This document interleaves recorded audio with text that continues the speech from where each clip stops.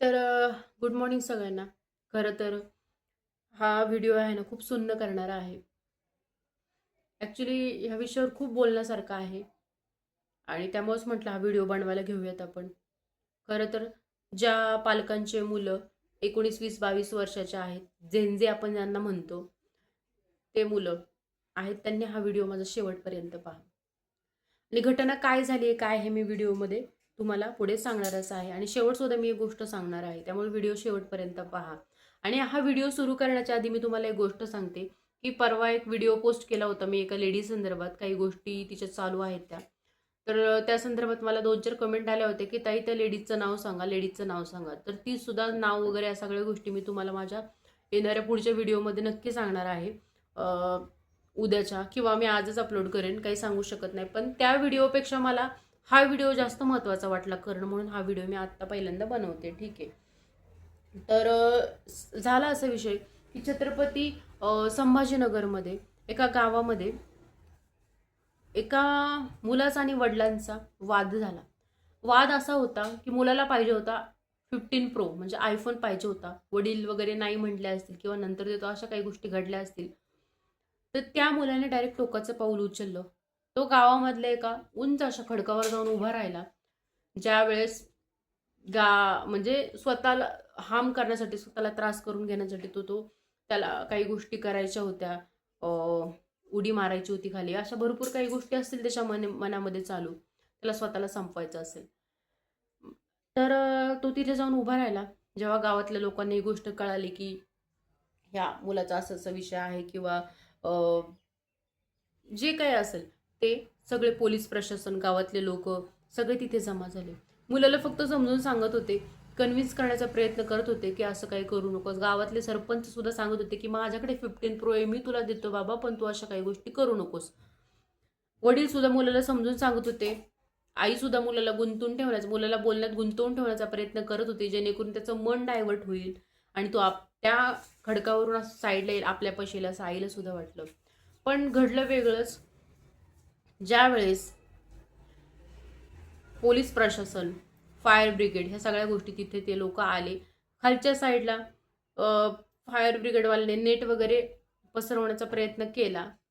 म्हणजे पसरवली, जेणेकरून तो खाली जरी पडला तरी तो नेटमध्ये तो पडेल आणि त्याला त्याला काही होणार नाही इजा.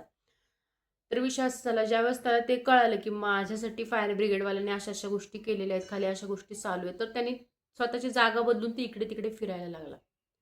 ज्यावेळेस त्याचे वडील त्याला समजून सांगायचा प्रयत्न करत होते, की तू असं काही करू नकोस, असं तसं, तर वडिलांना असं वाटलं की मी असं बोलत गुंतून गुंतून मी त्याच्या जवळ जाईल, त्याला हात देईल आणि त्याला ओढून घेईल आणि मग पुढच्या गोष्टी होणार नाहीत. अशाच पद्धतीने वडील पुढे बोलत बोलत पुढे गेले आणि वडिलांनी त्याचा हात पकडला. त्यांनी स्वतःला मागे असं झोकून दिलं आणि वडिलांच्या हातासकट वडील सुद्धा त्या दरीमध्ये कोसळले. हे दुःख त्या आईला सहन नाही झालं. त्या बिचारीने सुद्धा मागून पळत येऊन त्या दरीमध्ये खाली उडी मारली. किती भयानक हा प्रकार आहे, फक्त एका आयफोनसाठी. आणि ह्याला कुठेतरी पालक म्हणून आपण जबाबदारी, असं मला वाटतं. ज्यावेळेस तुमची मुलं लहान असतात, तुमची मुलं लहान असताना तुमच्याकडे हट्ट करतात, आई मला हे घेऊन दे, बाबा मला हे घेऊन दे, आणि तुम्ही काय करता, तुम्ही ती गोष्ट लगेच घेऊन देता. ज्यांची कॅपॅसिटी आहे ते तर घेऊन देतातच, ज्यांची नाही आहे ते सुद्धा लगेच ॲडजस्ट करून देतात घेऊन. ह्याचा परिणाम खूप वाईट होतो. अशा पद्धतीचा परिणाम, इफेक्ट आपल्याला पाहायला भेटतो पुढे जाऊन. त्यामुळे ज्यांची मुलं लहान असतील आणि आपल्या आई वडिलांकडे जर हट्ट करत असतील, तर तुम्ही ना त्यांना सांगा की बाबा, मी तुला ती गोष्ट देऊ शकतो, पण मी तुला आत्ता नाही देणार आहे ती गोष्ट. तुला त्यासाठी थोडंसं थांबावं लागेल, 1 महिना 2 महिने तुला थांबावं लागेल, त्यानंतर मी तुला गोष्ट देईन. आता ह्या 1-1.5 महिन्यानंतर आपण जेव्हा ती मुलाला ती गोष्ट देणार असतो, म्हणजे त्याला थोडासा वेट करायला लावून, तेव्हाच 2-3 गोष्टी घडू शकतात. एक तर आज त्याने तुमच्याकडे मागितलेली गोष्ट 1 महिन्यानंतर कदाचित त्याला इम्पॉर्टंट सुद्धा वाटणार नाही. तो स्वतःहून तुम्हाला म्हणेल मला नको आहे ती गोष्ट. कारण कसं असतं माहिती का, जसं आपण आत्ता बघा, आपण ऑनलाईन शॉपिंग करतो. आपण ऑनलाईन काय आपल्याला दिसलं ते आपण लगेच ऑर्डर करतो, बरोबर का? पण काही 8-10 दिवसांनी आपल्याला वाटतं, अरे हे नव्हतं करायला पाहिजे मी ऑर्डर, ह्याची काही गरज नव्हती. आपण थोडंसं थांबून काही डिसिजन घेतले ना ते योग्य असतात. तर त्यावेळेस मुलांना असं वाटतं की ठीक आहे बाबा, आपल्यासाठी ही गोष्ट महत्त्वाची नाहीये. ते मुलं तुम्हाला स्वतःहून येऊन सांगतील की नकोय मला ती गोष्ट.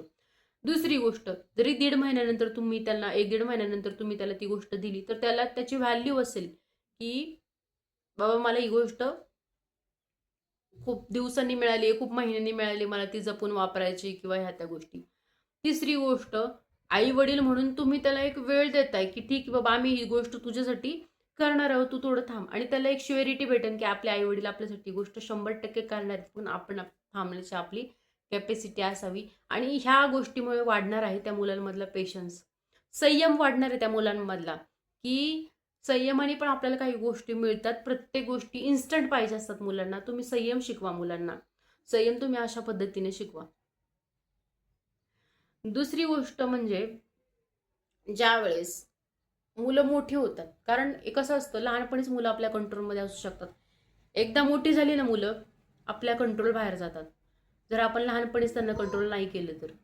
त्यामुळे अगदी 3-4 वर्षाची जरी तुमची मुलं असतील ना, तर तुम्ही त्यांना कंट्रोलमध्ये ठेवायला. कंट्रोल मीन्स मी तुम्हाला हे नाही म्हणते की तुम्ही त्यांना इकडे जाऊ नका देऊ, तिकडे जाऊ नका देऊ. काही गोष्टींसाठी लिमिटेशन ठेवा. खरंच कुठली गोष्ट गरजेची आहे का, ह्या गोष्टी तुम्ही बोला. तुमच्याकडे मुलाने एखादी गोष्ट मागितली, तर पालक म्हणून आपल्याला सगळ्याच गोष्टी इच्छा पूर्ण करणं अशक्य असतं. त्यावेळेस तुम्ही त्याला समजून सांगा, ही गोष्ट बाळा तुझ्यासाठी खरंच गरजेची आहे का रे? ह्या गोष्टीचं तू काय करणार आहेस रे? ह्या गोष्टी तुम्ही त्याला विचारा.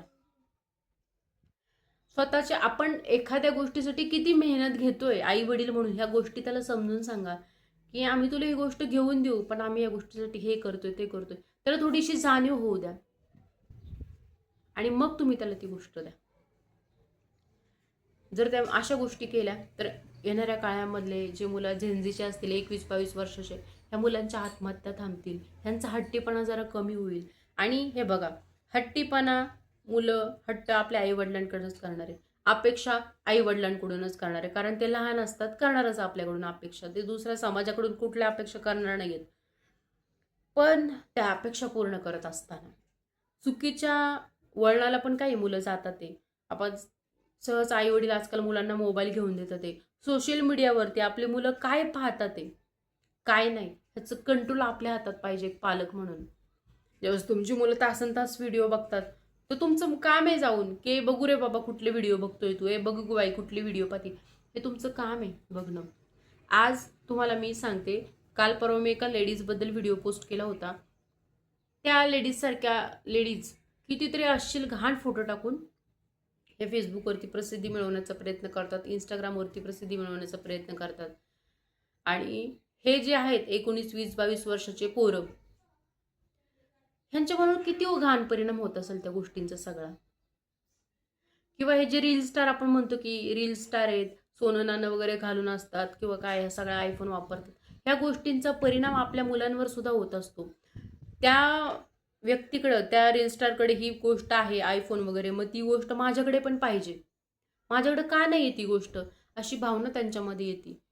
बरं, त्यामागची रिॲलिटी, सत्य परिस्थिती खूप जास्त वेगळी असते. हे जे लोक दाखवतात ना सोशल मीडियावर, त्यांच्या मागची रिॲलिटी, त्यांची खरं वास्तव हे खूप जास्त वेगळं असतं. पण ते वास्तव समजून घेण्याची पण कपॅसिटी त्या मुलांमध्ये नाही आत्ताच्या. काय असू शकतं खरी रिॲलिटी? ज्यावेळेस तुम्ही खरी रिॲलिटी तुम्हाला कळती, त्यावेळेस तुम्हाला रील आणि रिअल मधला फरक कळतो. रील आणि रिअल ह्या दोन गोष्टी मधला ज्यावेळेस तुम्हाला फरक कळेल, त्यावेळेस तुम्ही मॅच्युअर्ड झालेले असाल, एकदम मॅच्युअर्ड पर्सन. त्याच्यामुळे मला तुम्हाला एक सांगायचं आहे की मुलांना पण मला एकच गोष्ट सांगायची आता शेवट करताना, की जर तुम्ही तुमच्या वडिलांकडे, आई वडिलांकडे एखादी गोष्ट मागताय बाळांनो, तर खरंच स्वतःच्या मनाला विचारा की ती गोष्ट खरंच महत्त्वाची आहेत का? किंवा तुमच्या आई वडिलांची परिस्थिती तुम्ही समजून घ्या की खरंच आपले आई वडील आपल्याला हे देऊ शकतात का?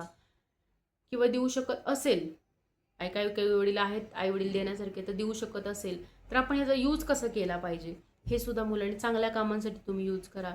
ह्या सगळ्या गोष्टींचा विचार मुलांनी केला पाहिजे. आणि पालकांनी हा विचार केला पाहिजे की तुमचा मुलगा जर एकटा बसत असेल, मोबाईल कंटिन्यू घेऊन बसत असेल, तर त्याच्याकडे जा, त्याच्याशी बोला. कारण ह्या मोबाईलमुळे आपण म्हणतो पण माणसं एकटी पडत चालली आहेत. कंटिन्यू तो मोबाईल बघणं. आज आपण सर्रास लग्नामध्ये जरी गेलो तरी पण शेजारी शेजारी खुर्चीवर बसणारी लोक सुद्धा एकमेकांशी बोलत नाहीयेत. स्मशानभूमीमध्ये कोणी एक्सपायर झाला आपण गेलो तर तिथे सुद्धा लोक मोबाईलमध्ये डोकं घालून बसले असतात.